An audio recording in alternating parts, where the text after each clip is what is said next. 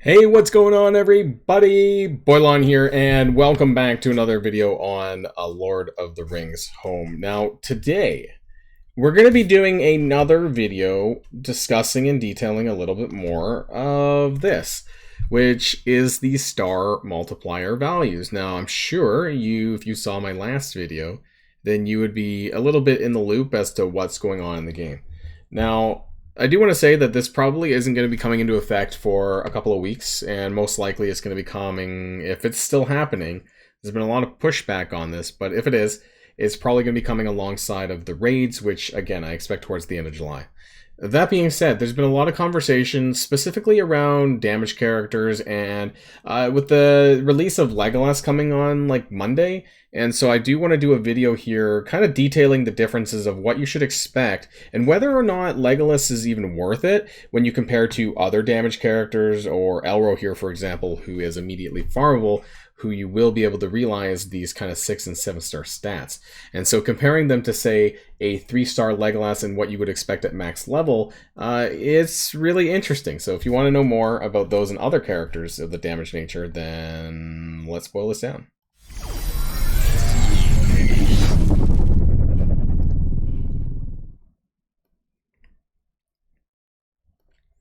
But before we do, just really quickly, I do want to kind of go over Legolas's kit in full. Why would you want to use him? Or why would you have wanted to use him before knowing about this upcoming changes to the star ranks? Well, he does actually have a pretty sizable percentage in his damage abilities, and he's a fellowship character. He does have a new leader ability, which is usable with elves, and he does synergize with not only elves but also Gimli and other fellowship characters. So he's got an interesting kit. So this is all at max, of course, at 6,666. Attacking the enemy for 100. Let's zoom in a little bit, actually, if I can. Can I zoom in a little bit more? 160%, and then during this character's turn, also attack the most wounded enemy for 110. So it could hit multiple targets, could hit the same one. This one's kind of interesting. It's so-so for a basic attack. The Pride of Mirkwood, so it's on a cooldown of 3. Attack the target enemy for 3 times for 120% per hit. So that's 360%. And I do like these kind of multi-hit attacks. It's the same reason why I like Elrohir's Special 2 when combined with Eladin. Each crit will dispel 1 boon. That's kind of a bonus thing for me. It's more about what the crit does below, and then he gains a stack of Nimble. Now, his special 2. Now, this is kind of a slight problem here, I think, with Legolas, is that you really want to use him with Gimli, because this crit chance and crit damage is going to be really, really important. So that's going to, if I'm not mistaken, the crit multiplier is 2. So this would actually change it to about 2.5 on the skill if it crits.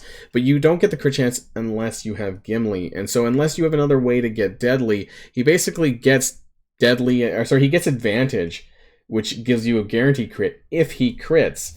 But the base crit rate is not that high. So he kind of wants to have deadly, which he could get from Eladin, potentially. And we'll see down below as well. So this is a very powerful attack. These are very big numbers, I'm not going to lie. But the problem comes with the star ranks and how the multipliers are going to be when comparing to other damage characters who you may be able to farm up to 6 and 7 star. Meanwhile, Legolas, at least free to play, is stuck at 3 star, and you'd have to spend to get a lot higher. So let's go on to the passive. So he gains 5% crit chance and 4% per boon. Elves have a lot of boons.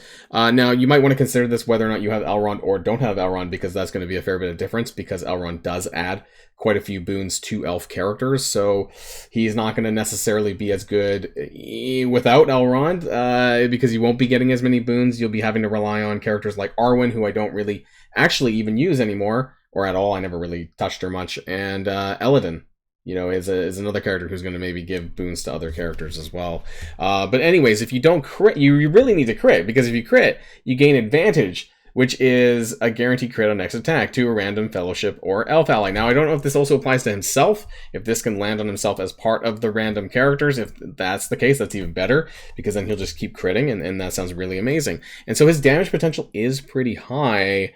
And then he has this leader ability: when an elf squad member evades via, nimble, they gain deadly for 2 turns. So the ideal scenario here would be that he uses his special 1, he gains 1 stack of nimble, he evades, and then he gains deadly for 2 turns. But that means that you have to be using this leader ability, of course, for that to activate. And then when an elf squad member crits, they have a 70% chance to gain haste for 1 turn. That is huge.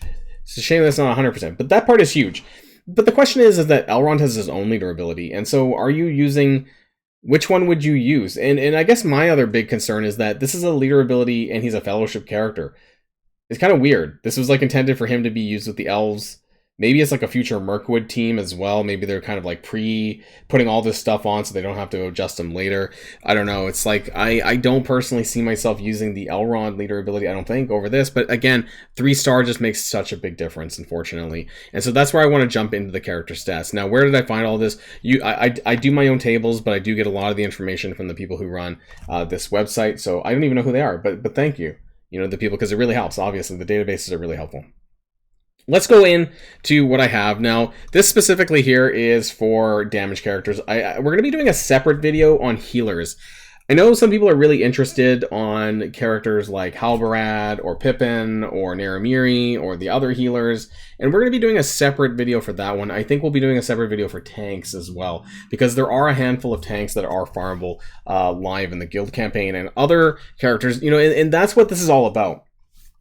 It's about comparing the sort of marquee characters that we've been getting, and we are going to get with Legolas and Gimli, and for example, and other characters, and how that's going to stack up to the currently accessible characters in the guild campaign. Basically, Elrohir, who is in chapter 3.1, where you can farm there, but not just there.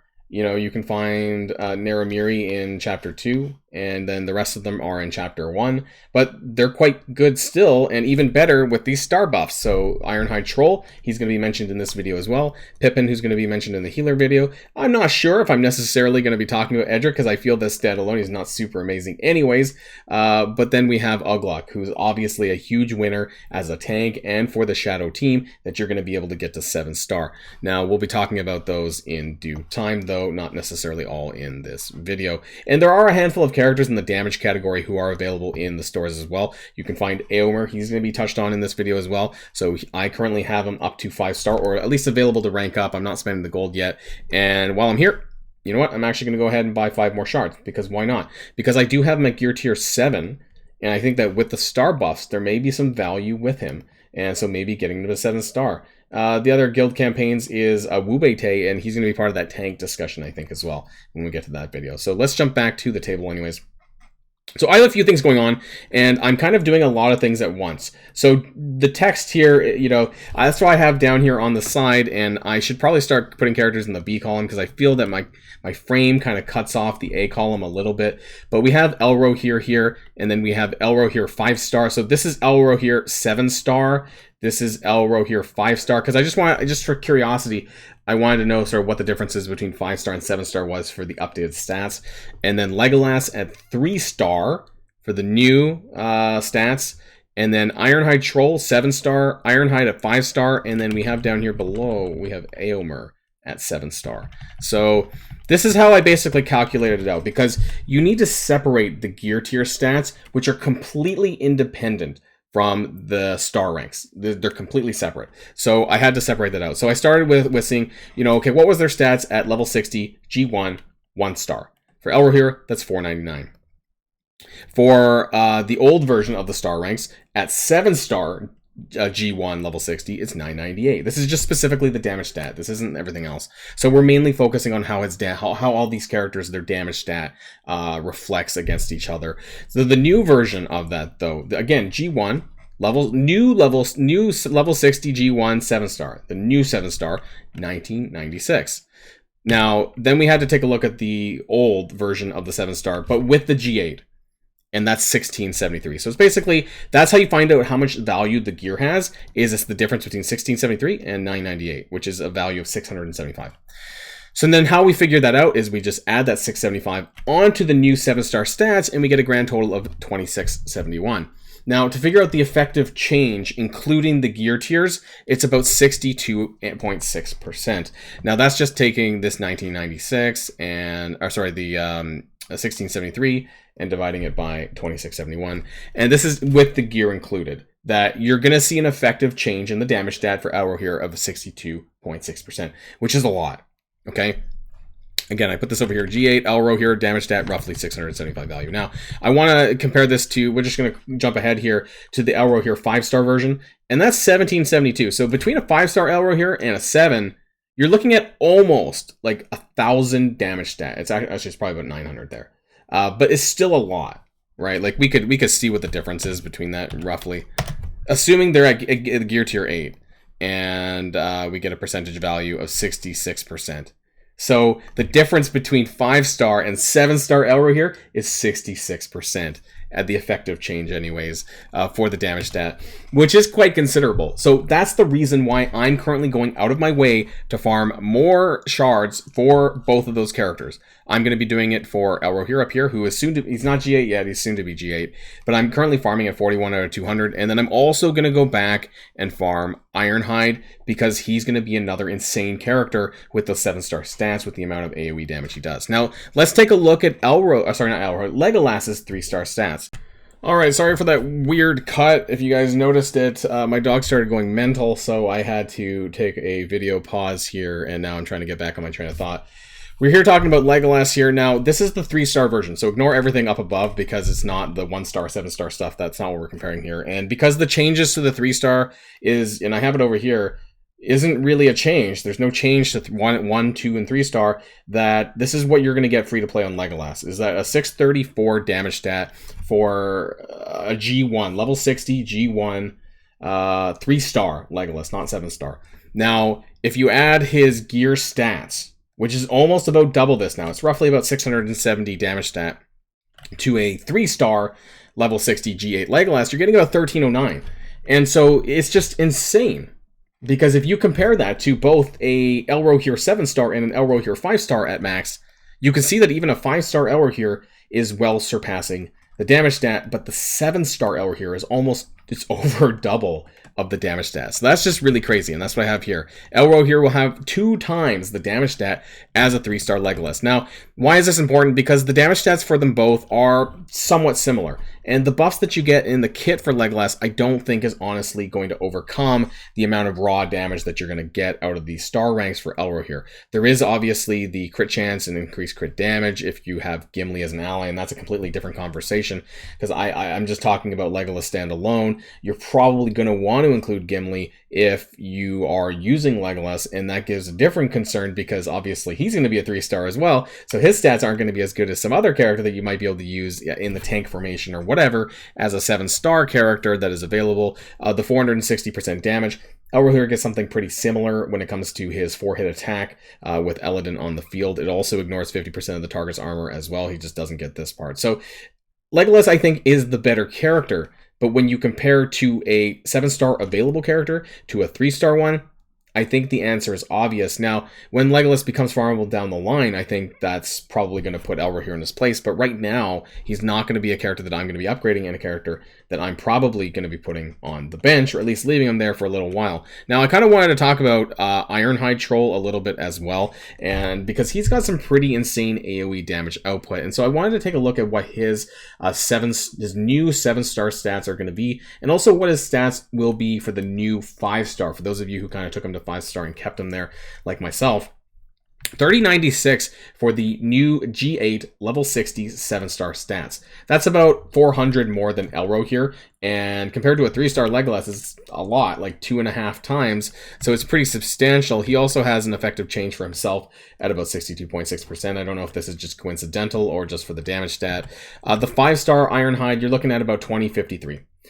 So even that 2053 is still about 700 more than a Legolas 3-star. What I love about Ironhide is I'm still using him in my arena, which means that I think I will continue to be using him in my arena. This is my arena team, who I am kind of lying around in Gold 1, and this is the Elf Trio is what I call it: Elrond, Eladin, and Elrohir with Ironhide and Éowyn. Why am I using Éowyn? Well, I've discussed this in previous videos, but mostly because I find her to be a very copy and pastable character as a kind of alternative to Arwen. She does give might to all of my characters, which is really nice. And if you time this properly, you can time this with all of their AoEs, including Elladan, Elrond, and Ironhide's AoE, and it does a lot of damage. And also, she can cleanse any of the enemy Elrond's slows. So I really like that part of their kit. And I also did want to talk about Eomer here really quick. Eomer has some of the highest stats in the game as far as damage goes. He is the top... No, sorry. He's tied in the top 3 damage stat. Him, Mauher, and Troll Brute. I'm pretty sure they all tie in the damage stat category. And so he's going to have an effective 7-star level 60 G8 stat of 3,500, which is a lot. It's even more than Ironhide Troll. And the reason why I wanted to bring this one up is because he's available right now, and I brought it up before, in the Arena store. You know, and this might be very good for people who don't have Elrond. What I'm most curious about with the changes to Eomer is how that's going to affect his summon, because his summon was always traditionally a little bit weak, and I wonder, you know, how much... I don't know how this works compared to Marvel Strike Force, but I do feel that his health is a little bit low, the summon, and I don't know if this is going to go up if it's a direct reflection of Eomer's stats. And if that's the case, then, you know, you might see this guy be a little bit more... I'm not going to say tanky. He's not going to die after a single AoE, but maybe he will after the 7-star changes when you have someone like Ironhide on the field. But nonetheless, you know, Eomer is a very good character. He's a very usable character because his ability to gain assistance doesn't matter what team you're on. And he does have a lot of good damage. His damage stats very high. So the fact that he assists all the time, and with his upgraded stats and his availability to 7-star via the Arena store, might make him a very valuable character to consider raising. And so that's why I wanted to include him in the damage category. I know there's tons of other characters that we could be talking about in the damage category, but these are the main ones that I think are actively farmable. The ones that you're going to be able to get shards for pretty quickly, and these are the list of characters here. Mainly, though, it was an Elrohir versus Legolas video with a few other characters thrown in there. So let me know what you think in the comments down below. How is this going to impact you in your choices when it comes to either Elrohir versus Legolas? Maybe you might still use both of them. You know, some people might use Elrohir and Legolas on the same elf team, and that's completely possible as well. I don't know if I would do that in an arena context, but there might be some viability in raids perhaps down the line when we have more information. But nonetheless, you know, I'm spending a lot more of my time right now kind of pivoting my guild farm a little bit to make sure I get a 7-star Elrohir and a 7-star Ironhide Troll. These stats are going to make those farmable characters really, really powerful, and it's going to make them more important than some of the characters that are upcoming, and that's a little bit of a sad thing. Maybe that's a separate video conversation about how the marquee characters are going to be devalued if you don't spend on them, because people who just are getting the 3-star, they're not going to be as strong as those 5, 6, and 7-star characters that are widely available right now in the game. That's the end of this video, everyone. I hope that helped, and keep in touch for the next upcoming healer or tank video. I haven't decided which one's going to be next, because there's going to be some important changes for those characters as well, and some of the healing, the effective healing that you can expect from somebody like Pippin. You might be surprised, or maybe you already know if you've been reading my conversations in Discord. As always, there is the Discord, the Boilon Gaming Discord. Make sure you join in on the conversation. We're here talking about the game almost every day. So until next time, everybody, stay safe and healthy, and I'll see you all later. Boilon signing out.